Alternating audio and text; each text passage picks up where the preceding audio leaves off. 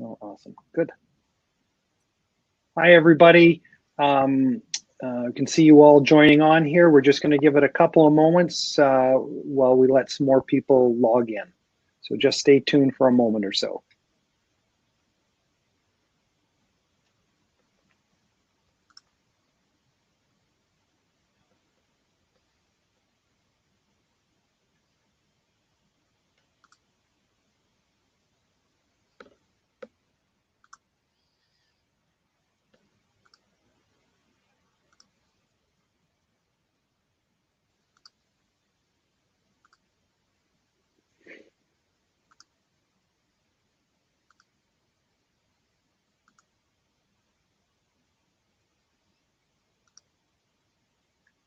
All right, we're going to get started now. Thank you, everybody. There's more that will be joining us as the evening goes on, but I want to welcome you all to the CCCF and the CNAC webinar here tonight with Nora and Mavis. You're in for some great information and learning from their experience and their knowledge, and I hope, I think, not just hope, I know you will enjoy it. But before we begin, I just want to start with, by the way, my name is Don Giesbrecht, and I am the CEO of the Canadian Child Care Federation. I'd like to begin tonight by acknowledging the land on which the Canadian Child Care Federation is located is the traditional unceded territory of the Algonquin and Anishinaabe people. We respect the treaties that are made on all territories and acknowledge the harms and mistakes of the past and dedicate ourselves to move forward in partnership with Indigenous communities in a spirit of reconciliation and collaboration. And I know you all join us in those sentiments as well. I'm going to pass it over now to Robin McMillan, and she's just going to set things up for all of you here tonight. And Robin, I'm just going to start sharing the slide for that. So sure. Just bear with me here for one moment while I get that going.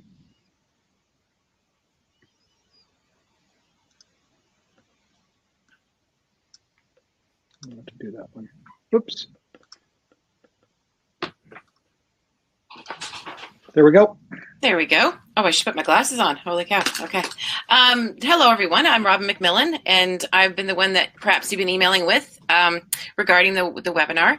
I just wanted to let you know about some certificates that will be coming out after the event, probably within a couple of days, because those are done manually, so it's not an automatic task. So if you're just a bit patient with that, we will be sending out the certificates to the people that have watched the recording, that participated in the event as well.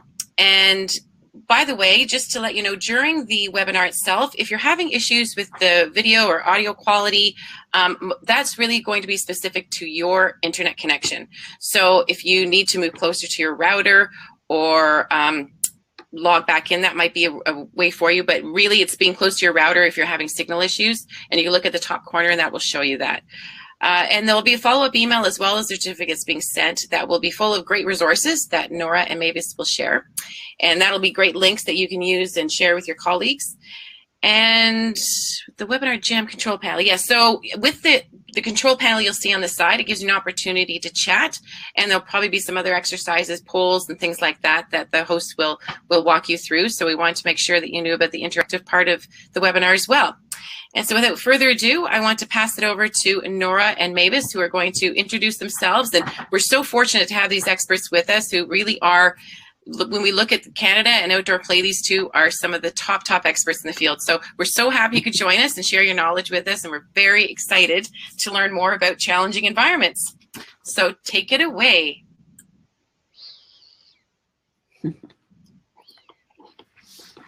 Go ahead, Nora. Sure. So my name is Nora Trask. I am a Child in Nature Alliance of Canada facilitator, CNAC for short, but I am also a forest school educator here in my beautiful hometown of St. John's, Newfoundland. I am the co-owner of Cloudberry Forest School, and I've been operating here doing forest school practice since 2014. We have been outdoors in all weather here on the Rock, and I've got a lot of stories to share. So I'm excited to chat with everybody tonight and let you know, answer any questions that I can.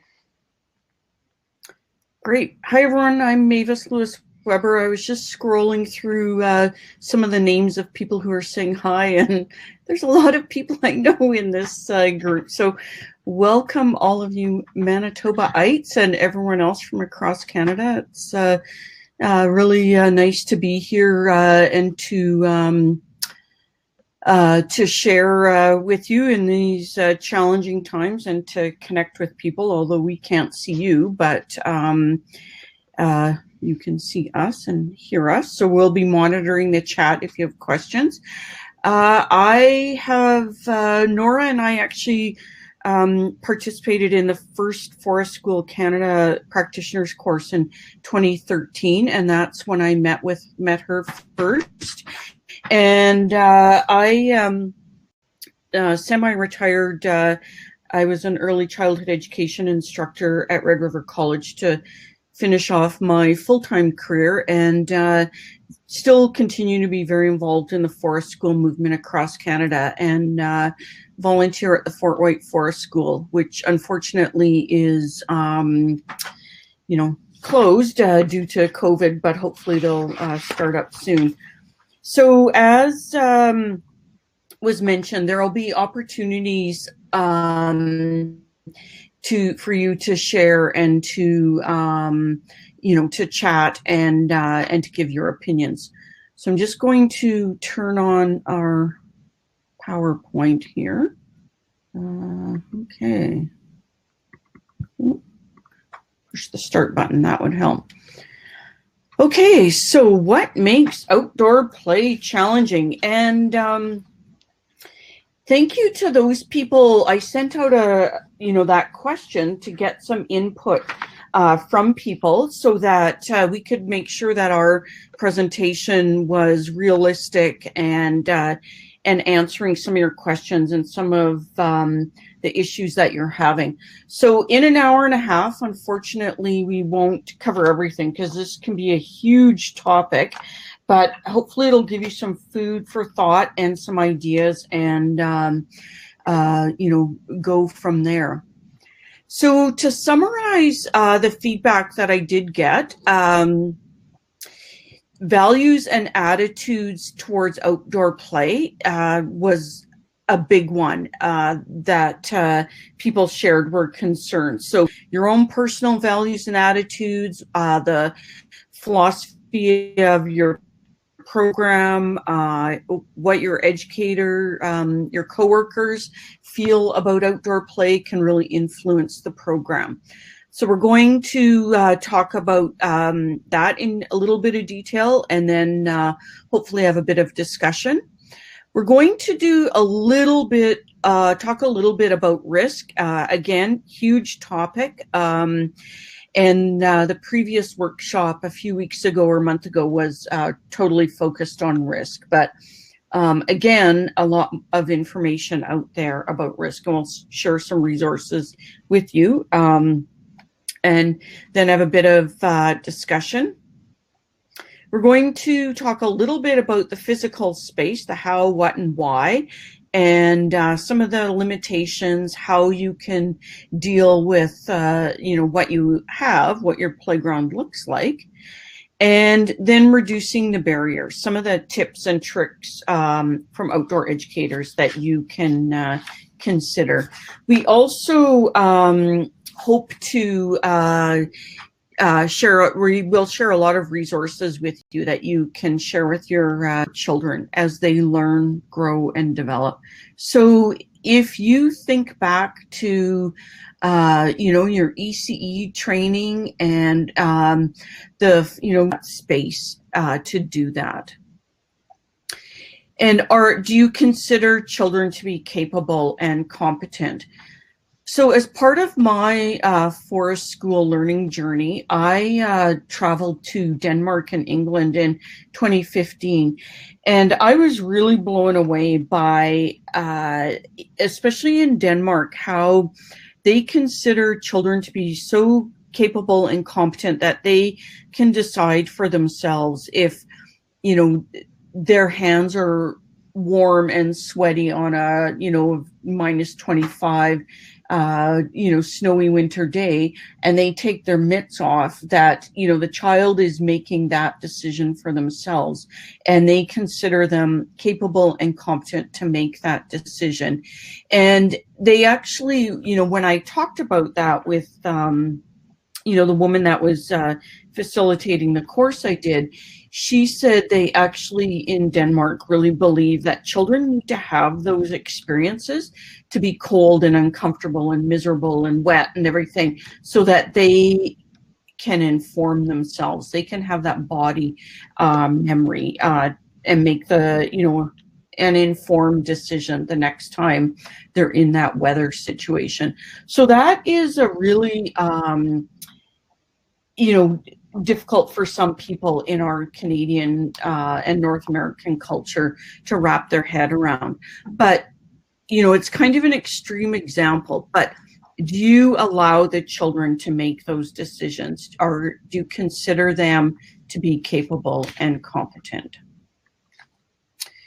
So, Nora, is there anything in the chat that has come forward, that question, or? Nothing so far, but don't forget, guys, that you can use the chat at any time. Okay. So physical space, we're going to look at some photos and, some ideas. What do you have to work with? Is it the typical school playground? Is it, a bare asphalt space? Do you have a beautiful, lush, treed, park? What do you have? And then, do you think outside the box in regards to planning, sharing provocations, invitations with children? Do you put out different materials? So just a couple of weeks ago at after Halloween at the Fort White Forest School, they asked the parents to bring the pumpkins. So the children were having a great time. They used wooden mallet and wooden pegs, and they were hitting those into the pumpkins, and they were some of the pumpkins had gotten frozen, and so they were squeezing what they called pumpkin juice out of the pumpkins, and using those in the mud kitchen. So you don't need a lot for the children's imagination to run wild with ideas and their play, as long as you're giving them the time and the opportunity. Anything come forward to questions or discussion? No? Okay. All right. Over to you, Nora. Yeah. So educator attitude is something that comes up a lot when we are talking about going outside. And, oftentimes I hear the question, what can I do to get my colleagues excited about going outside? Oh, I'd go outside, but the people I work with don't want me to, or the administration isn't on board. And, I have seen firsthand how important it is to start with ourselves and to make sure that the way that we are showing up creates a space for everyone to get excited. So I have a quote here from my good colleague Sonia, who works at the Ottawa Forest and Nature School. And she says, in her experience, the number one factor affecting the richness of the experience, it's the attitude, the openness, and the holding of magic by the adults who are present. I'd take a vacant lot with an ally over a deep forest with a grouchy partner any day. The story to start the day, handing out our forest glasses, they're pretend, to each child before we start. This can transform a grassy, flat schoolyard into a wild habitat for fairies, squirrels, and wonder. The children never cease to amaze me in their readiness to create meaningful, important play when we offer them the opportunity. So, we're going through a really challenging time right now. COVID is something that I think we've all been learning a lot, having to go through. And I think that there's a real understanding in our field that the way that we show up in our work has an effect on the kids. And the kids that are coming back to care and are worried about COVID, they can look at our faces and they can feel reassurance that it's going to be okay. They are safe. I will keep you safe. You are in a safe space right now. And the same can be passed on to the outdoors. You know, we have had days ourselves where we look outside and it's sideways, sleety, windy rain. And, you know, I'm tired.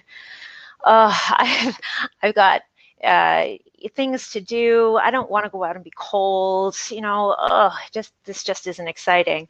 But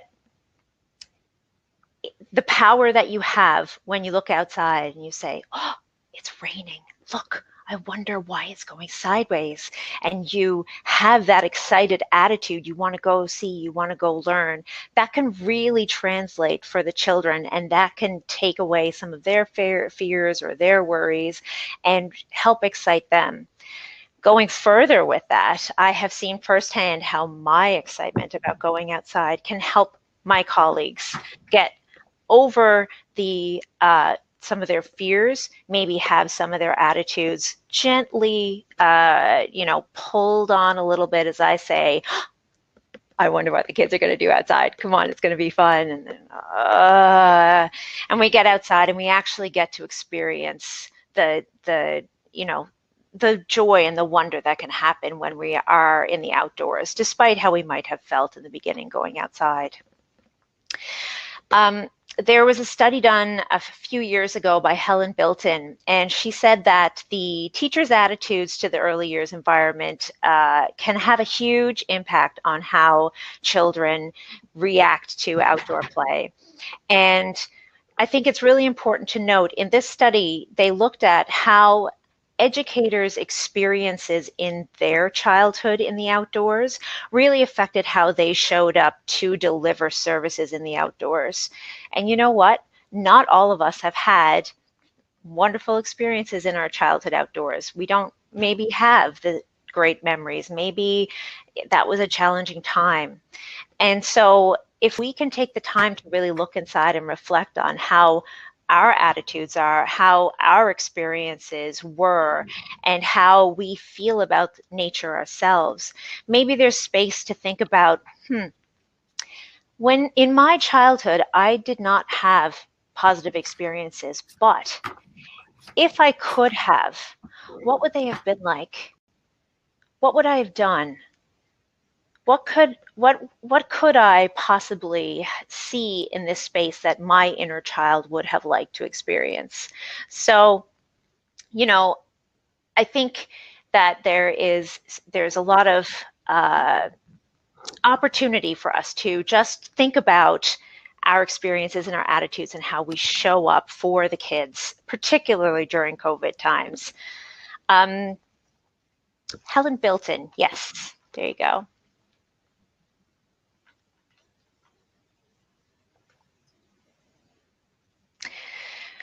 So, educator attitude is a big part of creating a safe space and creating an exciting space for going outside. But there's a lot of factors that go into creating a positive experience and creating that positive attitude in educators and in ourselves. And you know, the number 2 question that I am asked over and over again, and that we saw from the feedback from you guys, is questions related to risk. And, you know, risk is something that we have to think about very carefully. My perception of risk is going to be very different than Mavis's perception of risk, who is going to be very different than the person who works in the grocery store perception of risk. It is a completely subjective topic, and we all bring our own experiences and our own biases and our own thoughts and fears to the topic. And that's important to recognize right off the outset.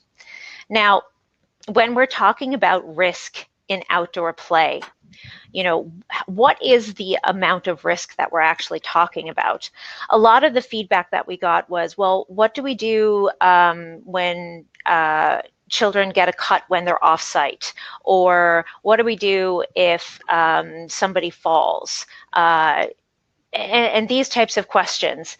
And I think it's really important to look at the research that has been done in this field. and think about, empirically, what are the types of risks that we're talking about and how serious are they?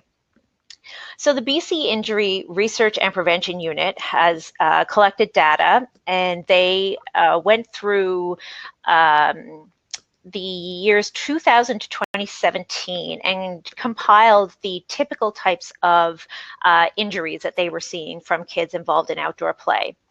Over that time, the most common injuries were bruises, cuts, scrapes. There were some broken bones and some head injuries, of course. In playground equipment injuries, there were actually 2 fatalities reported in that period. But from 2000 to 2017, there were no fatalities from falls from trees. So I think it's important to think about, what types of experiences are we giving when we are going outside? We are giving the types of experiences where children can run. They may fall, they may scrape their knees, they may cut their hands, they may get some bruises. Those are the most common types of injuries, and those actually are ones that can be very positive and can help build resilience and help children assess their own personal level of risk. So when we think about that information, it's important to think about our role in preventing these experiences and how far we have to go. And when we are looking at the places that we want to go and the experiences that we want to give kids, it's really important to look at the difference between a risk and a hazard. A risk is something that may cause minor injury or has a small chance of causing moderate injury, but a hazard is something that is very likely to cause injury or something that has the possibility of causing very serious injury. And as educators, it is absolutely our responsibility to make sure that there are not hazards for children when we are outside. Risks, we need to find ways to mitigate the risks that are important, but maybe not paving over a playground to make sure that children don't fall and bump their knees. The other really important thing to mention when we're talking about risks are the benefits associated with taking on that risk. If I am going to balance on a log to go over a stream, and that log is only a foot off the ground, and I am a 4-year-old child, well, that risk might be that I could fall off the log, I could get a bump, I could possibly bump my head, I could fall into the river and get very wet. And those are all things that would make me uncomfortable or have to have some intervention from the teacher. But what are the benefits that come from going across that log? Well, I'm learning to balance. I'm getting to do something that's scary and kind of fun. I'm gaining confidence. I'm enjoying myself, and I'm learning that I can do this skill. So when we talk about considering the risk, it's also important to think about considering the benefits that go along with this. Now, this process that we undergo as outdoor educators is very subjective, like I said at the top, but there's a need to follow process as well and make sure that we are providing the level of care that we need to. So there are some great tools out there to help walk you through this. Now, we've already done a very great webinar, and I think some of you still have access to that in your email. That was done last month. But there is an online toolkit that can walk you through doing risk-benefit assessments, doing site risk assessments, doing seasonal risk assessments, and making sure that you have the documentation to back up your decision-making in going outside and help you go through your space with a keen eye to making you as comfortable as possible with taking children outside and being able to sell that to your parents, to your administrators, and to the community as a whole. So you can find this resource at the outdoorplaycanada.ca website, and you can also find this resource on the thriveoutside.ca website. And it's fabulous. It covers so many different topics, and it actually was developed by a variety of researchers, people in the field, and has actually been legally reviewed as well. So it is a really solid resource to try and build your risk assessments from. Now, one type of risk assessment that I'm just going to touch on really briefly is the dynamic risk benefit assessment process. And this is the type of risk assessment that we will most commonly do as early childhood educators, and we'll do this without even realizing it in our day-to-day. And making this intentional can be really helpful for our comfort level when we're outside, and making sure that we are present and monitoring situations as they arise. So the word dynamic is just referring to the fact that these are things that happen on the fly. These are things that we can't plan for. We can't write a document that will outline this, because this is literally something that's happening in the moment. So for example, in my program in the winter last year, we had a group of kids who were outside on a snowy, kind of warmish day. So the snow was really wet and kind of hard. So they were able to make snowballs with the snow, but the snow was quite painful actually when a snowball would hit you on the skin. And I could see that the kids really wanted to have a snowball fight. So in my head, I was thinking, okay, this makes me feel a little bit funny on the inside. I can feel in my gut that there is an opportunity here for things to go kind of sideways. So I am going to make sure that I'm going to get closer to this activity as it's happening, and I'm just going to keep an eye, because I know that there's the potential here for people to be uncomfortable, and I'm not going to stop them right now, but I'm just going to be close. So on my diagram here, you can see that's that green square there. I'm just observing what's happening. Then, they started to pick up the snow and they started to make their snowballs, and I could see that they were getting really excited, and they started to throw them at each other, and the first snowball landed on a child, and the first cry came out, and I could tell that, okay, things have escalated here now. I think it's time for us to have a conversation, because I can see that there is some potential here for this to go a little wonky.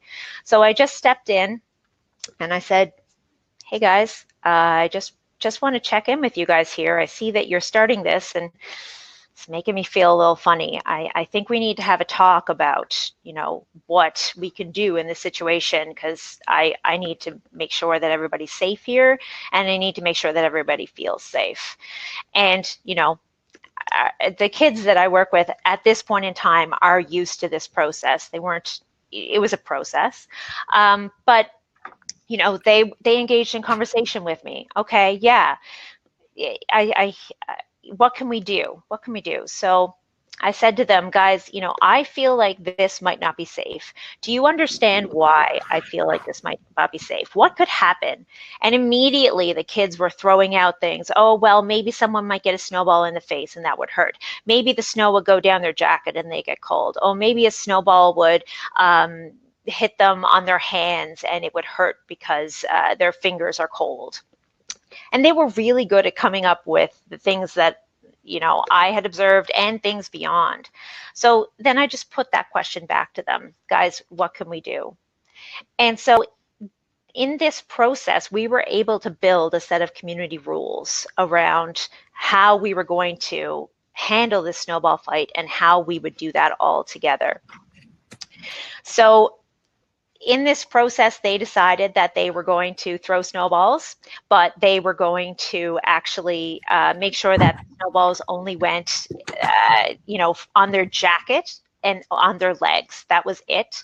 If a snowball hit outside of those targets, then immediately everyone would sit down.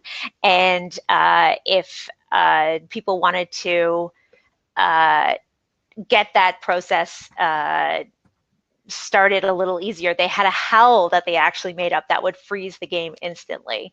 And knowing that they had those parameters in place and watching them use them and practice them and all agree on them, that changed my feeling about the level of risk about the activity. And it actually, you know, changed the whole thing down to a level that I was feeling comfortable about and they were feeling comfortable about too. So I see some questions about the graphic. The graphic is actually in the risk assessment toolkit. So this is in that kit, and there are some other really great templates in there and things that you can use in your risk process.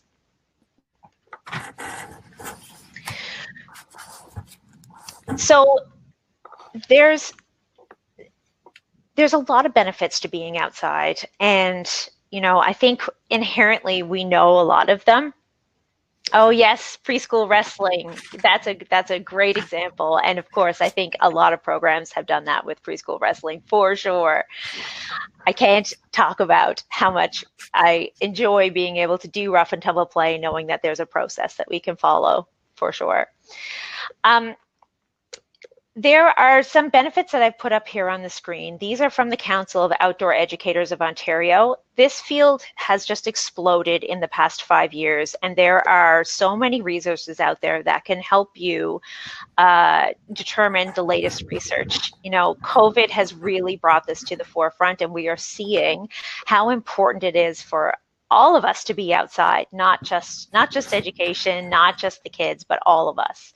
So there are some benefits, you know, and I have seen all of these personally in my practice, that the hands-on approach broadens and deepens learning. There's more engagement, there's more enthusiasm for learning, and kids really are learning to love learning and take control of their learning in this process. There's a reduction in anxiety. We have so many children that come into our program with anxiety and find that they can handle a classroom setting if it's outdoors, because their anxiety levels are brought down to a level that's manageable for them throughout the day. And we see creativity, we see self-motivation, resilience, social skills, problem solving. You know, all these things are so critical to our development, healthy childhood development, and they all happen in the outdoors. I'm highlighting the benefits of outdoor play because there have been, we had a lot of questions about people saying, how can I get people to buy into the idea of outdoor education? And this is one way, you know, by highlighting the research. There's actually going to be a resource coming up on the thriveoutside.ca website in a very short period of time that fully outlines how to advocate for an outdoor program in your setting. But you know, just even by bringing up some of the research and making sure that it is accessible to people can be a really great starting point for getting the dialogue started. And this is a great resource. This is from our organization, CNAC, and you can find this on the CNAC website. It is an interactive site. So here we've got a bunch of different scenarios. And so if you click on the community center, it'll take you into resources for caregivers. If you go into the apartment complex, it'll give you some resources for recreational workers. There's resources for teachers, resources at the preschool for early childhood educators, resources for parents. And here you'll find a real collection of things that will help you fill your pockets with tools and tricks and ammunition, if you need to help people buy into the concept. There are so many beautiful stories that come from getting outside. And I think that is one thing that has been really, really hit home for me over and over again over the years, is that you know, I can sit down and I can talk about the research and I can show all the preparation, all the planning that I'm doing and why we should be going outside. But when you see children's faces outside, when you see them engaging, when you see the type of play that's happening and the differences in children when you get outside, that can be some of the biggest selling points that you can use for any program. So, you know, I try to, as much as possible, use get parents or policymakers out to the program to observe what's happening. I like to make sure that there's lots of documentation, try to take videos so people can actually see children at play and get to feel that emotional connection as well to what's going on. There are so many great resources in this website here, the Thrive Outside website. We've got resources for how to dress both yourself as an educator and children. There's resources for challenging behavior outside, processes to follow. There's planning and reflection templates. There's pictures of what's in our first aid kits and what's in our backpacks. There's weather tips. There's tips for building shelters or rigging up tarps. And there's a full FAQ, frequently asked questions document for people's questions over the years for how to get outside. And there's specific COVID-19 information in there too. So I really encourage you to have a look at these resources, click through and see what you can bring to your program and use yourself. If you're looking for more resources online, there are so many organizations who are putting information at the tips of your fingers. The Outdoor Play Canada website is right at the top corner there. That's full of the latest research. There's position papers. There's, you know, the risk assessment toolkit. There's all kinds of things there. I love that site for just a go-to for answers for any questions that I might have, particularly for engaging stakeholders and creating buy-in. Play Scotland has done a great job, particularly during COVID, for getting documents and resources online for play advocacy and particularly outdoor play advocacy. There's outsideplay.ca. That's actually got an interactive tool for parents and educators to help you assess your attitudes towards outside play and help challenge maybe some of the strong-held beliefs or worries or fears through that tool. Play Wales, the Outdoor Alliance for Kids, they also have amazing how-to guides and you know, more research and more creative ideas for how to get your kids physically out on the land. And the top corner here is the guide to advocating for outdoor classrooms, and that is specifically focused on COVID-19.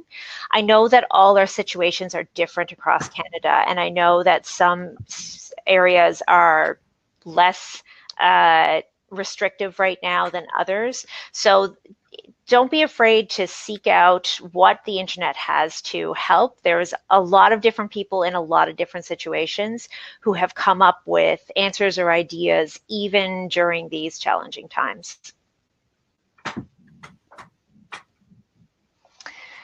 Okay, Mavis, over to you. Okay. Thank you. I see Tabitha wrote in the chat here when you were talking about the benefits of outdoor play, that confidence building, and she's sharing that that's what she notices most. And I would certainly agree. And I think confidence building also ties in really closely with considering children to be capable and competent. One of the resources on the Child and Nature Alliance, and I believe it's also in Thrive Outside, is the whole concept and philosophy of be careful and the message that it sends to children. And so if you consider children to be capable and competent and allow them to explore and to build their confidence, then you will just see them growing leaps and bounds, and having that opportunity, you know, to climb a tree, to leap from stump to stump, you know, just that opportunity to explore.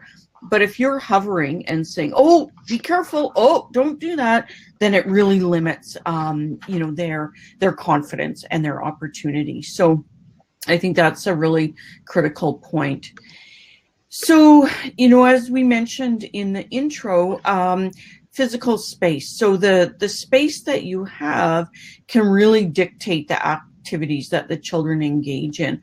So we have a couple of really short videos here that the Ottawa Forest and Nature School shared with us. And I believe their Vimeo page is open and accessible. They've got a number of videos on their page.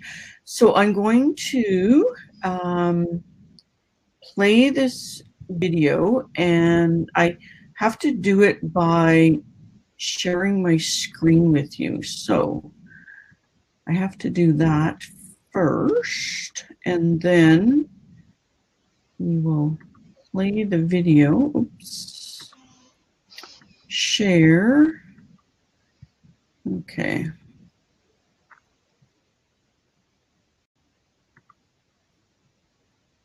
All right, this is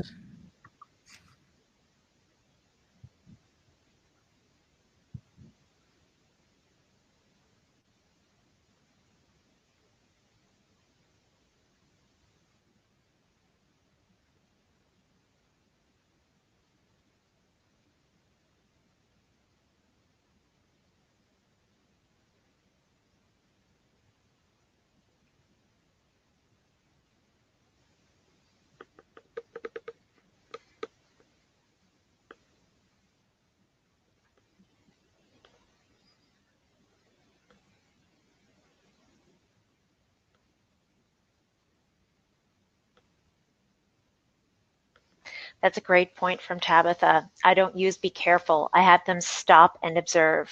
Do you see that glossy rock?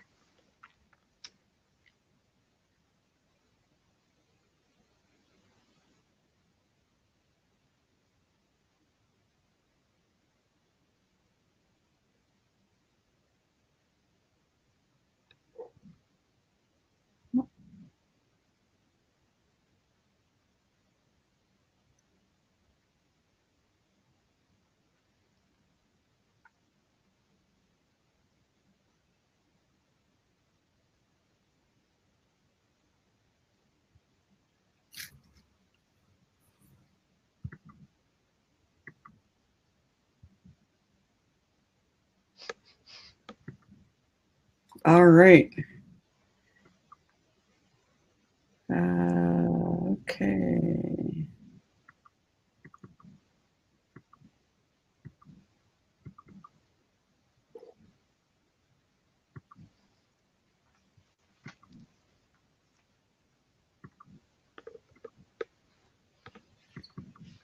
Oh, I see. I have to push the start button. That would help, wouldn't it? Okay, so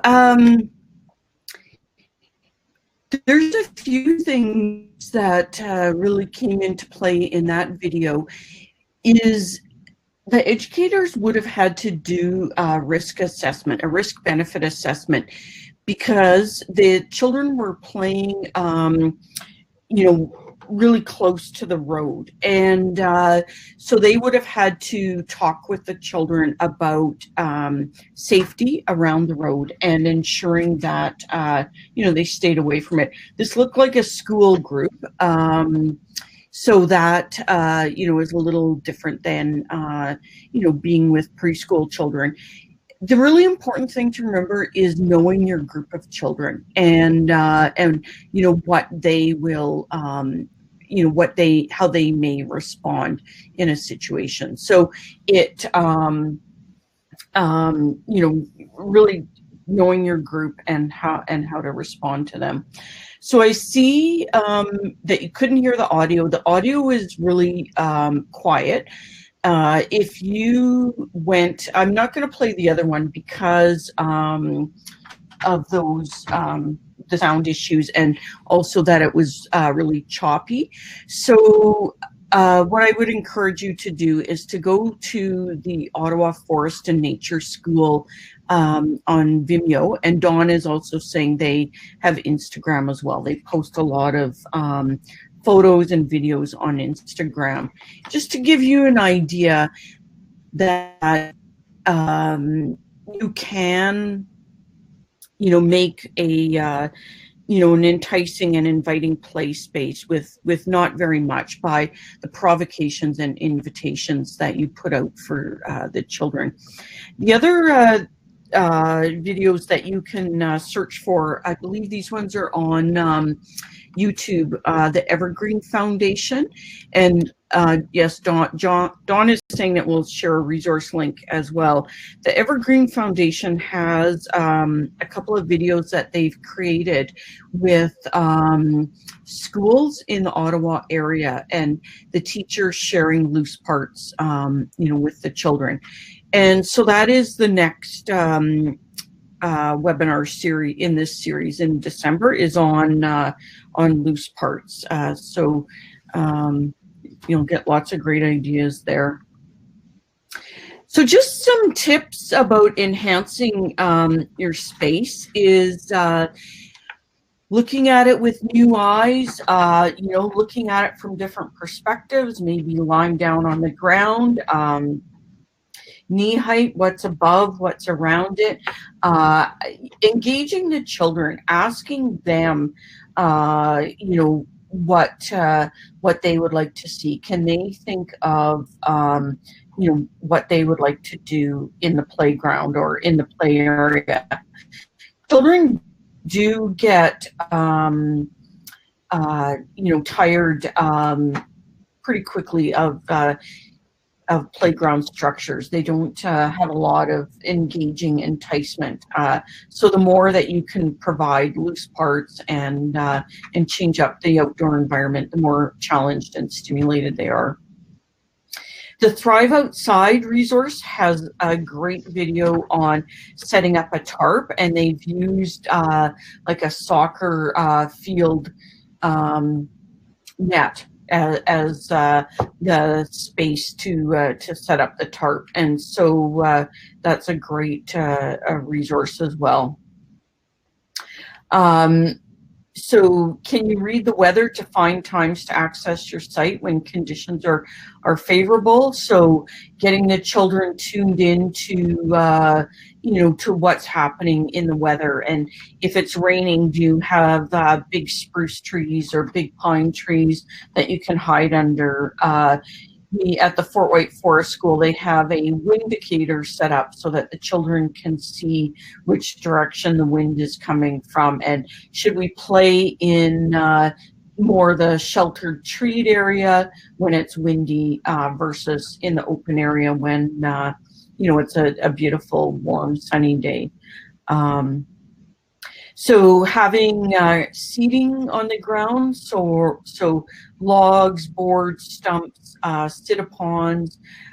So one of the things that you'll see in that Evergreen Foundation, those videos, is the way that they transport loose parts and take them in and out and back and forth, because you also have to be cognizant of the community in which you're located, and making sure that the materials are safe and that they won't become a hazard once you're gone for the day. Having appropriate clothing on hand is also key. So having a gear swap, which may be challenging in COVID times, but can you get a grant? I know some programs have received grants from Mountain Equipment Co-op so that they have muddy buddies for all of the children, and they stay in the program. Muddy buddies are great because they can go right over snowsuits and keep everything dry and clean. Having extra mitts as well are key.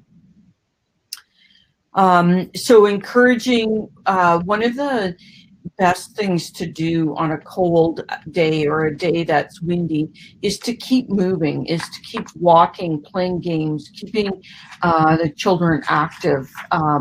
Because when you think about it, if you are around a bonfire, you know, if you're allowed to have fires with your group, you're standing still. It's when you're moving that you're getting the blood flowing and that you will be warm. So keeping, you know, your backpack, your toolkit should have different things in it, but it should also have ideas of activities and games and that sort of thing. And that did come up as people were asking for ideas and activities, and we decided that that wasn't how this workshop or this webinar was presented. So we aren't really going into ideas and activities. There's so many resource books and resources on the internet that will encourage you to look at, and you know, and ideas in some of the resources that we've shared.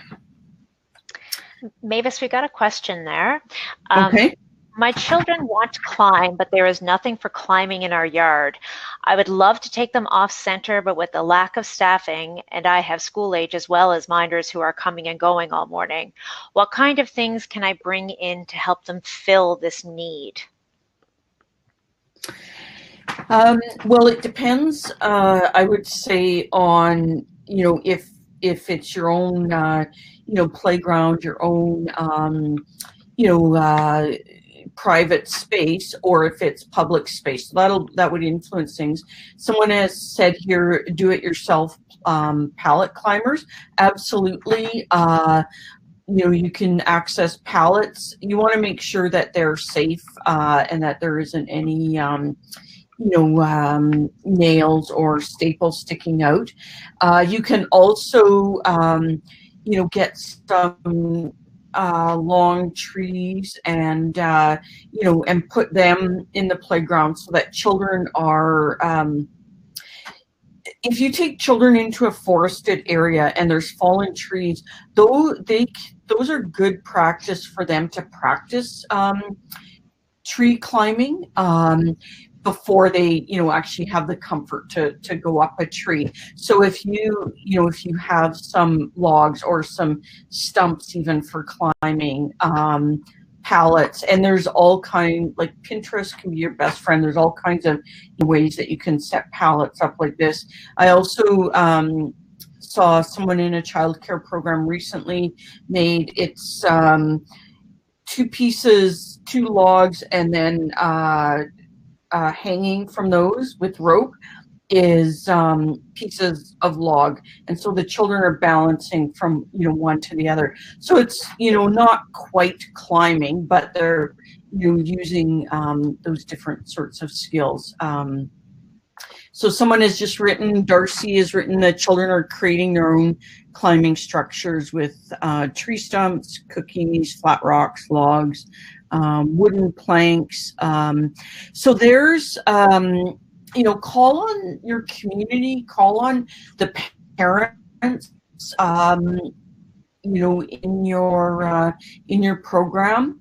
And for sure, the next presentation in December will go way more into depth on the different kinds of loose parts as well.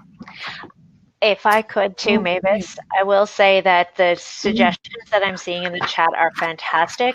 They're all ones that we've been able to utilize in our programs here.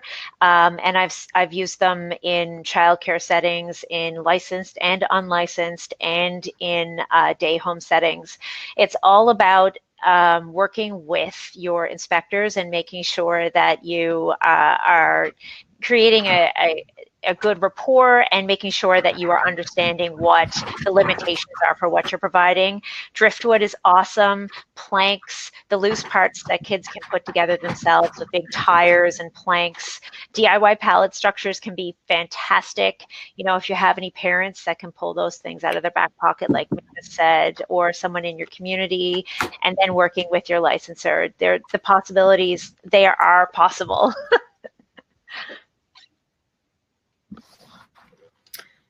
All right, you're up next, Nora. So this next slide is an example of a setting that I just like to share with everyone here. This is a pretty typical daycare space that I've seen in lots of places, and this is one that I've seen a lot here in Newfoundland in particular. I'm sure there's lots more across Canada. So this is at the side of an apartment building. And this space is, when the daycare moved into this space, there were two surfaces in this area. This was pea gravel and concrete. So it was a pretty challenging environment. I don't know if you can make it out, but there's a black square in the middle. That's actually a vent for the heating cooling system. It's an intake, but it is a bit noisy. The way that the buildings are shaped in this area, it's actually a wind tunnel. And the northeast wind, which is pretty prevalent here in St. John's, that's the wind direction that cuts right across this. So it's not a very hospitable place, and it absolutely was not hospitable when this center moved in. And so they had a lot of challenges and a pretty uphill battle to try and figure out, but they knew that they really wanted to be a nature preschool. So they focused on ways to work with the limited resources that they had to get kids outside, because getting outside was their priority. So what they did was they looked at their space, and they knew the limitations. They knew that it was going to take time to get loose parts in. They knew it was going to get time to mitigate. They knew it was going to take time to figure out how they could create structures to stop that wind tunnel from being so problematic, particularly in the winter. So they looked around the neighborhood. Now, this was not far from where they were. They were really lucky. But it's also, it looks so beautiful when I look at these photos, but what you can't really tell is that these spaces are super tiny. The space on the top right there is only about maybe 50 feet by 20 feet. And the one on the bottom is slightly larger, but it backs on a parking lot and has houses on the other side. So they're both public spaces. They're both very tiny, but they are options that they can use that are within walking distance of their center. And they are, they balance what's available in the yard. So these two spaces are protected from the northeast wind. Oh, I'm sorry. I forgot to mention, this center is called Little Nest Community here in St. John's, Newfoundland. Little Nest. So Little Nest knows that they want to be outside, and they have a couple of options that they can go to, and they make sure that they read the weather each day, and they make their decisions on where they're going to go based on the wind speed, what kind of protection they need, you know, what time of day it is, how the kids are feeling. All those things come into consideration when they're planning out their day. And they made sure that they created a plan that worked with their licensors and worked with their parents. And they actually got the parents to sign informed consent forms to make sure that they were able to go on field trips to these places to be able to utilize this to kind of balance out what was missing in their outside space. So they made sure to prep the kids when they went to these spaces, and they made sure that they were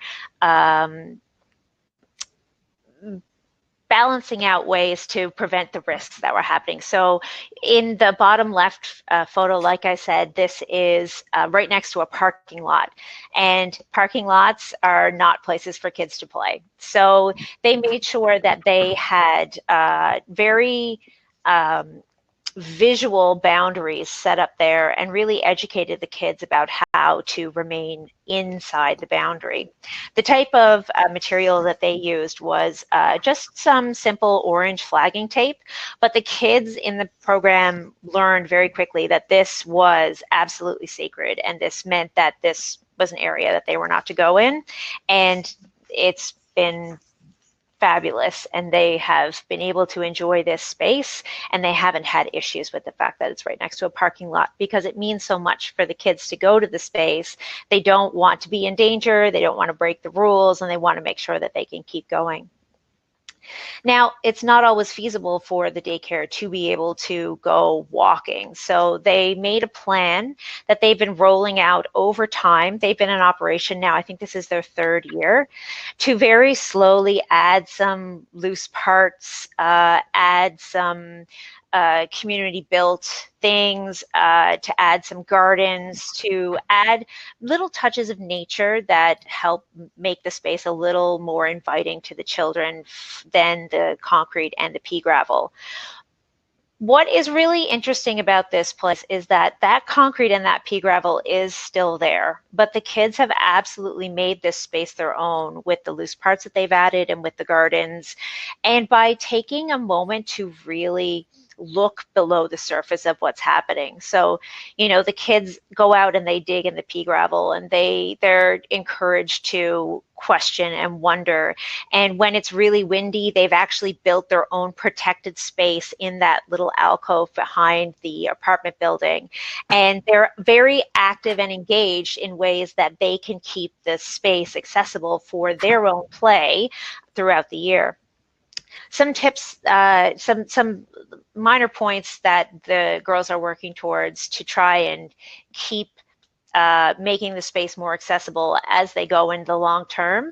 They recognized pretty quickly that in the winter there was a drainage issue. So they've actually been able to put in some DIY trenches that actually drain the water off and make sure that ice doesn't form in the really important pathways there to make sure that this space is accessible. The other thing that they really do to try and keep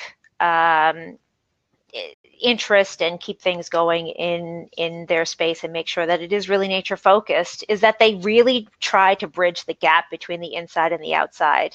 So they have provocations inside that use nature, and they are constantly questioning and wondering and talking about the outside space. So the spaces are really linked, and they're really living and present in the children's minds. You know, part of the daily conversation is, which space are we going to today? Why? You know, oh, I've got a project that I'm working on. I really hope we get to go to this space. Okay, well, let's look at the weather. Let's look at, you know, all the factors that go into making those decisions. And it's really helped them become really nature focused, even though the odds were stacked against them and they really didn't have a budget to work with. So, you know, a lot of the pictures that we see online of outdoor schools and of forest schools are beautiful forested spaces. You know, there's no shortage of beautiful pictures. And something I hear so often is, I don't have a nice space to go to. I can't do that. You know, I can't leave my site, or we don't have forests in downtown Toronto, or, you know, what have you. And I totally get it. It is a real challenge, but that doesn't mean that you can't be outside. There's actually a really interesting forest and nature school that's running in downtown Montreal. We actually have a link to their profile on the CNAC site in the resources. Le Lion et la Souris. They're in Montreal, and they are an urban outdoor adventure preschool and parent-child site. And they have managed to make it work in a very urban part of Montreal. We have forests here in Newfoundland that literally grow like this. So you might be next to a forest and you might wish to be able to play inside it, but it's impenetrable. So we end up having to be in gravel spaces anyways. But that doesn't mean that there can't be magic in those spaces. Truly free play, where the kids make it up as they go. Adult supervision is necessary for all childcare, but adult intervention should be limited. Let the kids use their own imagination to create play. Don't try to be their coach, and be sure to stress play with nature, not just in nature. COVID has been a real learning curve for all of us, and it's been a real teachable moment for us in our program. when we first went back to work, we were lucky enough to be in our forest site, but we weren't allowed to use our loose parts, and we weren't allowed to share materials between kids. And that was a really scary space for us to work in. And we, myself and my team of educators, we thought, oh my goodness, how are we going to support exploration in the forest if we can't put out water play, and if we can't put out pots, and if they can't carry shovels with them to, dig, what are we going to do? And the kids totally surprised us when they first came back to the land, because they really didn't need that much support. We realized that we had been probably over planning and over supporting them in the gear that we were bringing out, and the type of play that evolved in just letting them interact with the land and on the land was really beautiful. And it was such a reality check for me in particular, realizing that I had maybe strayed a little too far from my roots, and that there is so much magic just to be found in the little spaces, that are in front of us. One of my favorite stories on the Ottawa Forest and Nature School blog is one of a schoolyard where the kids were really excited to start this new program and go outside and see their big nature experience. And they went out to the yard, and it was just a grassy field, and like a soccer field. And the little girl, who was so excited to get outside, was crushed when she got out to the space. And the educator asked her, what's going on? She said, I'm so disappointed. And the educator said, why? We're outside. She said, I really wanted to go somewhere where there's ants. And the educator said, well, I wonder where the ants are. And she said, well, they're not here. There's nothing here. And the educator said, well, how do you know they're not here? She said, well, I know they're not because there's nothing here. And the educator said, that's interesting. And the girl said, are they here? And she spent the next while looking for the ants. And that turned into a whole learning story for her, where she went back. She was researching about ants, researching about where they lived and how they lived. And she was constantly looking through the grass to try and see if she could figure out where the ants were living in that space. So sometimes, the stimulation and the curiosity that we can offer through prompts or through invitations that we get so used to with loose parts and the things that we offer inside maybe even aren't as important as just wondering or questioning when we get outside, and really encouraging curiosity in the kids to help stimulate that play.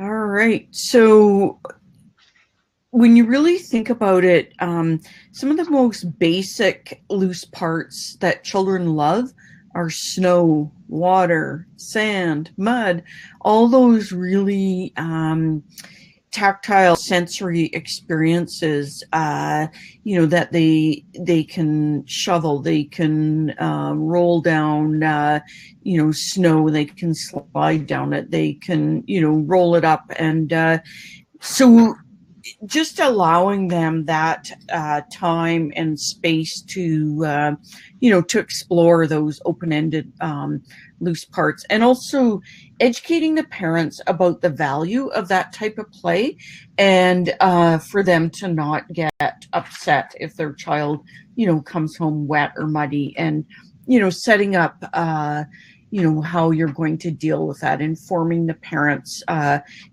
Can become part of your program policies, and making sure everyone has, a change of clothes, that you have a variety of clothes on hand for the children to change into. So again, you can see in these pictures, these are pretty, urban settings, and the children are, are having the opportunity to explore. Children love sledding, even if there's only a skiff of snow, even if they're just sliding down on their behinds or rolling down the hill. It's they just love that. It's one of the categories of risky play, play at high speed. So, giving them that opportunity to to do that and have that. All right. So some of the, Patricia says her group of children love building snow walls or igloos when they go outside from Fort McMurray. Great. Yes, children love. There's also those hard plastic blocks you can compact the snow in and make the squares, or you can freeze ice in milk containers, and the children love to build with those as well. So one of the questions that or challenges that someone brought forward was bathrooming, and also that they weren't really comfortable with children going to the bathroom outside. So again, this really boils down to considering what is important for you, what is your philosophy. One of the resources that we have that we'll share for you is the Ottawa Forest and Nature School blog. Sonia has written a blog post on a luggable loo, which is essentially a bucket, and hunters and fishers, people who go fishing, will use them. And there's a plastic bag inside the bucket, and often there's kitty litter inside, and sometimes they come with like sort of a typical looking toilet seat, and then a lid on top. So you may determine that that's something you take along in your wagon. One of the forest school programs I helped with, they had a little tent, really quick and easy to set up, that they put the luggable loo inside. So that's certainly an option, especially if you're going to a play space for an extended period of time and there isn't bathrooming facilities. Another observation I've made is in cold weather, children don't really need to go to the bathroom as often because their body's just holding in all that warmth. But it's when they get back into the warm space, they got to go really quickly. So something to just keep in mind. Having hand warmers. Some children, get cold extremities, so having those to put in their, their mitts and their boots. Another thing, there is a company in Fort Smith, Northwest Territories, Aurora Heat, and they have fur hand warmers. So the fur is sustainably harvested in the Northwest Territories, and you can get finger ones to put in gloves or for a mitt. And I use them, and they really make a huge difference to have that warm fur against your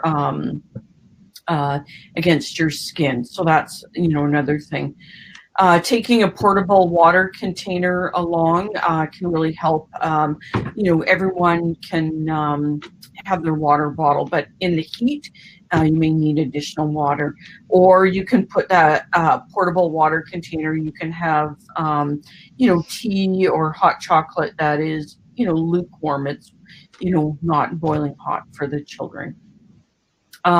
Dressing in layers. So one of the slides coming up is a resource from Thrive Outside about dressing in layers for the weather, cold weather, wet weather, and this is a really good resource to share with families so that they can see how they can dress their children. Creating a clothing bank to draw on. So again, that's certainly a consideration during COVID. And, if clothing is being shared or borrowed, making sure it's properly laundered as well. And flagging tape. Nora showed you some flagging tape. That's a great thing to have, and getting the children used to looking, this is, our boundaries, and hanging your emergency backpack in a tree, and they know that that's the gathering spot, and, and setting up a call so that, an owl call or, coyote call, so that they know that that's the signal to come. So someone's asking Aurora Heat, AURORA. So again, we'll share that website. They have great products. So there's all kinds of different things that you can pack in your wagon or your sled or your backpack, just to make life more comfortable for everybody. All right. So, dressing for outdoors, this is a pretty important one. I work in Newfoundland, as I've said a few times now, and we get a lot of rain here. We get some snow, but it's mostly slush and wet that we work in, and dressing is really important to make sure that we're all comfortable when we're outside. So in the Thrive Outside resources, there are visuals, like I said, to help educators dress appropriately and to help kids dress, and for each season. So I've pulled out two visuals here, one dressing for cold weather and one dressing for wet weather. And if you live in Newfoundland, these can interchange every day of the week, all the way from, October till the end of April. So in cold weather, you want to make sure that you're dressing in layers, that your bottom layer is a nice base layer that is either wool or synthetic that will wick moisture away from the body and hold it off the skin. There are lots of great options for base layers available these days, right from, inexpensive Joe Fresh base layers all the way up to the most expensive ones you can get at Patagonia. They're all different qualities, but they all perform the same role, which is just to keep that moisture away from the skin. Then you want a mid-layer, something that keeps warm air in without adding bulk. So fleece or wool is great for that layer. And then you want a good outer shell, your winter coat, your snow pants, that will keep the water from getting inside and help trap that heat close to the body. You want to make sure that your hands, your heart, and your head and your feet are covered and comfy. So you want to make sure that you've got socks, wool or synthetic socks, and you want them to be in winter boots that fit. So winter boots that are large enough for your toes to wiggle around. That's really important to make sure that the blood can flow and that socks aren't restricting that blood flow down to the toes, because you don't want cold toes in the winter. You want to make sure that you're wearing mittens or gloves. Mittens are obviously preferable to gloves because they trap that heat in and keep it all around the fingers as opposed to keeping them apart. Neck warmers are encouraged as opposed to scarves, because scarves obviously can trail and can become a bit of a hazard. So nice neck warmers really keep that heat in, and a good warm hat on top. Dressing for wet weather is very similar. You want to make sure that you've got those layers again. You want to make sure that your rubber boots are big enough that your toes can wiggle around. And I always make sure that when we're dressing for wet weather that I make sure to have some of these on hand all the time.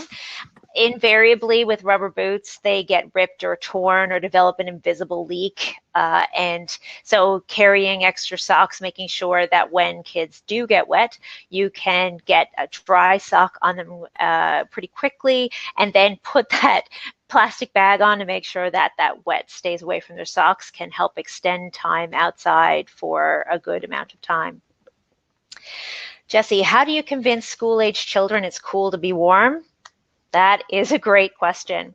And I think it goes back to exactly what Mavis was talking about when she talked about trying to work with kids and remember that they are competent and capable. And in settings where, you know, we're trying to figure out what the power dynamics are, it's even more important to make sure that we're creating a community where we can talk about personal responsibility and keeping ourselves safe. And, you know, sometimes kids run hot, sometimes they run cold. We obviously can't let kids get into a position where they are going to get hypothermia or they're going to put themselves at risk. But, you know, what is the line between allowing them to police their own bodies and make the decisions, even though they may be uncomfortable, and pointing out the natural consequences versus you know, having blanket rules about actually keeping on outdoor wear. I don't know, Mavis, do you have any tips for that one? I like Whitney's written in the chat here, talking with them about the risks of getting too cold. You know, so what happens, you know, when you do get cold, you might, you know, feel cranky, you might, you know, shiver, you know, if your body is fighting to stay warm, you don't get a cold from being cold, but your body is working so hard to stay warm that your immunity is suppressed. So you may get sick. So helping, you know, maybe it leads down a whole inquiry path about, you know, what causes us to get sick and how can we prevent that, you know.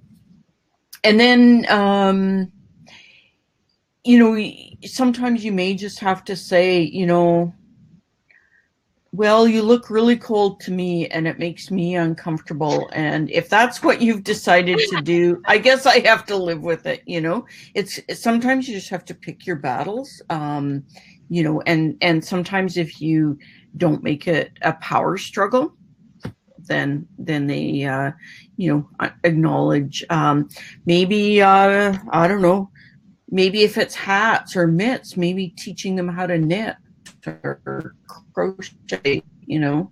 I don't know. That's where thinking outside the box, being creative, knowing your group of children, what is it? What is the issue? What's, you know, why are they digging their heels in? Absolutely, the function of behavior.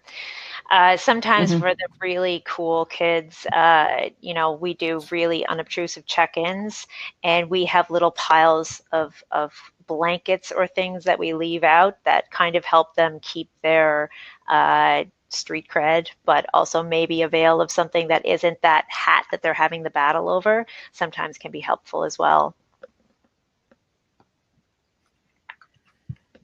All right. So, yes, oh, we're gonna say more. No. Okay. So these are just some of the resources we've referred to, and Robin will be sending you a follow-up email, and we'll make sure that all of the resources we've talked about are included in that email. There's all kinds of great resources. So Anna's asking, what can we do with 1-year-olds outside? Where can we find some activity ideas? You know, in my opinion, and Nora could probably speak to this more because she's got a 2-year-old, is they don't need a lot. Just take them out. Let them, like, you know, pick up the leaves, pick up the sticks, you know, look at the snow. I think that's such a magical age because they're just so curious and interested. You don't really have to do a whole lot. You don't really have to do activities. You know, observe them, you know, what they're interested in. Nora, do you want to add? No, I think that's so true. I mean, at that age, there's so much that's happening sensory wise, and that's the type of play that they're really interested in, that it can be, you know, outside is full of sensory, and most of the experiences that I've done with 1-year-olds involve those interactions with, you know, the water in the puddle, the leaves that we find, those types of things. Yeah. All right, there's a couple more minutes. Is there any other questions people want to type in the chat, or we haven't tried the speak option. I don't know if it'll work, but if you want to try that, you can do that. Cordelia's talked about with her own children. She encourages, them to layer up, and then they can make that decision about, what they're comfortable to take off. And then Susan has also, shared that she has printed information about wind chill and frostbite from the Environment Canada website. And the other thing you can get children with frostbite, especially here in Manitoba, is looking at, each other's cheeks and, and noses, is the skin starting to get white, and what does that mean, and how, how can, they prevent that? So, they can look at each other's skin as well. I want to point out at this point, there are so many great blogs that walk through things like how to check children for comfort outside, how to keep toes warm and make sure that children are safe on super, super rainy days, how to use the toileting outside, the luggable loo, or other options in different types of programs, how to assess for risk. All kinds of blogs are on the playontheland.blogspot.com. Again, those are resources that we're going to send out to you. But just clicking around through that blog, there are so many blogs that speak exactly to what we've been talking about tonight and some of the questions that came up in the chat. And there are videos in those and very detailed accounts about how we can keep people safe and keep people engaged and keep people clean as we're toileting outside, if that's what you're reading about. Alicia has written, with school-age children, let them be creative with fabric paints and make, their own things cool. That's so. I love that. It's so great. true. Yeah. Yeah. Yeah. Lots of great ideas. Ooh, that's one that I don't know the answer to. What plants would grow in sand that some people have been successful with? We're in a zone 3-4 zone. I would be very interested to see if anybody had any information about that, because I do not know. Yeah, I would suggest going to your local nursery in the spring and asking them, what would grow in sand. Yeah.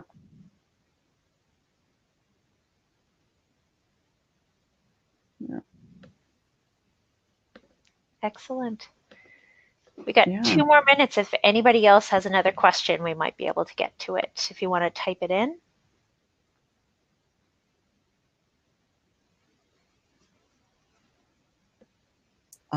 Chicks and hens. That's right. They're small succulent. Yeah. Excellent. Huh, I'm learning things too tonight.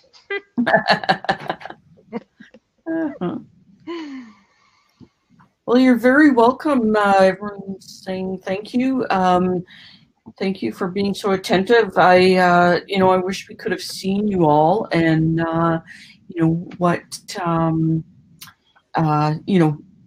had more of an interactive workshop, but it's just in these challenging times that makes it difficult.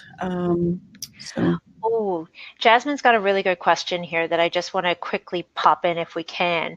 My toddlers, age 1 to 2, hate to put on mittens. We tried to respect their choices, but we could see they cried for cold fingers. Do I still need to respect their choices in Alberta's cold weather? I will say that while, we need to respect people's bodies, but one phrase that I use all the time in forest school is, I can see that you are not safe right now, so I have to step in and make sure that you are safe. There is absolutely a risk of hypothermia, frostbite to kids' hands and feet, and particularly when they're so young and they want their mitts to be off because they don't like the sensations or they want to have the full function. There are points in time where we do, as the adults, need to step in and say, I can see that this really upsets you, but I need your body to be safe right now. And I would absolutely support you in making that difficult decision to get those mitts back on, for sure. Well, thank you very much, ladies. That was wonderful, and it's so much information. I know people are looking forward to receiving the resources and their certificates, and I will be sure to get them out as fast as possible, but give me a few days for that so I can make sure I get erase emails right and everything else. But thanks again for everyone who spent part of their evening with us and joined us to figure out what they can do outdoors in their challenging environments.